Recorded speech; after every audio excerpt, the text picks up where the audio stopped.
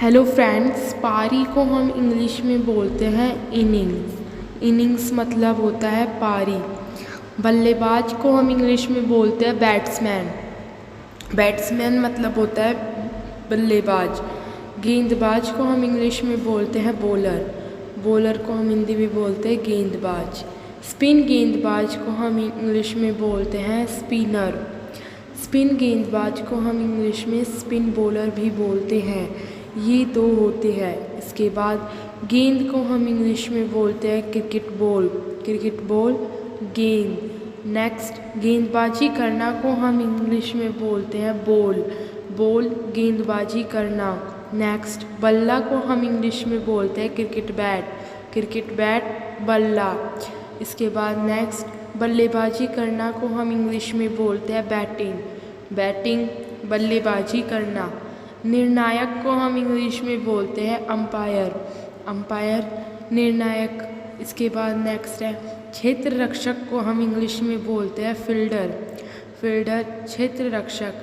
खिलाड़ी को हम इंग्लिश में बोलते हैं प्लेयर। प्लेयर मतलब खिलाड़ी। इसके बाद नेक्स्ट है हमारे पास खिलाड़ियों का दल। इसको हम इंग्लिश में बोलते हैं टीम। टीम मीन्स खिलाड़ियों का दल। इसके बाद कप्तान को हम इंग्लिश में बोलते हैं कैप्टन। कैप्टन मतलब कप्तान। नेक्स्ट, दर्शक को हम इंग्लिश में बोलते हैं स्पेक्टेटर।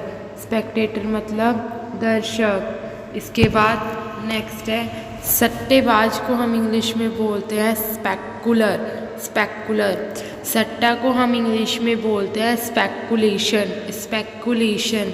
इसके बाद हरफनमौला को हम इंग्लिश में बोलते हैं ऑलराउंडर।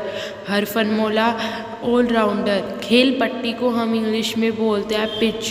पिच मतलब खेल पट्टी। इसके बाद गिल्लियाँ को हम इंग्लिश में बोलते हैं बेल्स। बेल्स मतलब गिल्लियाँ। इसके बाद स्टंप्स को हम इंग्लिश में स्टंप्स ही बोलते हैं। स्टंप्स को हम इंग्लिश में स्टंप्स ही बोलते हैं।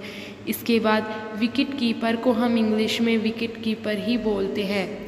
विकेट कीपर को हम इंग्लिश में विकेट कीपर बोलते हैं। और रन को हम इंग्लिश में रन ही बोलते हैं। कुछ वर्ड ऐसे होते हैं जो सेम होते हैं, तो आपको उनका ध्यान रखना है। तो like, comment, share and subscribe my channel.